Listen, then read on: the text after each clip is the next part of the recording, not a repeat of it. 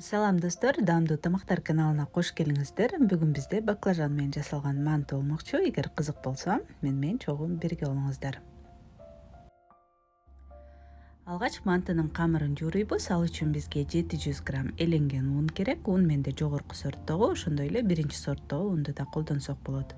1,5 чай кашык туз салып, жакшылап аралаштырып, 2 жумуртканы чагабыз жана үстүнө муздак суудан 270 мл сууну куюп, камырыбызды жууруйбуз. Жуургандан кийин эң негизгиси аягында жакшылап бир 5 мүнөттөй камырды илеп койсок, ошондо камырыбыз жакшы жайылат. Андан кийин камырды жарым саатка тыныктырып коебуз. Ар бир 10 мүнөт сайын 2-3 жолу камырды дагы илеп коебуз сөзсүз түрдө.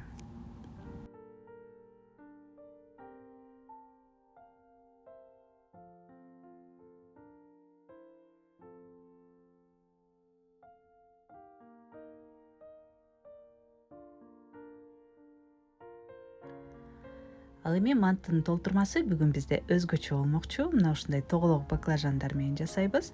Кадимки баклажандан айырмасы булар абдан назик, жумшак келип, манттын ичинде баклажандын бар экени дагы билинбейт. Андыктан сөзсүз түрдө ушундай тоголок баклажандарды колдонобуз.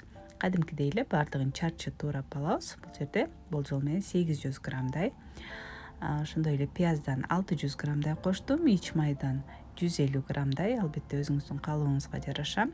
Ал эми эттен 300-350 граммдай жетиштүү болот. Баардыгын чарчы майда кылып туурап алабыз.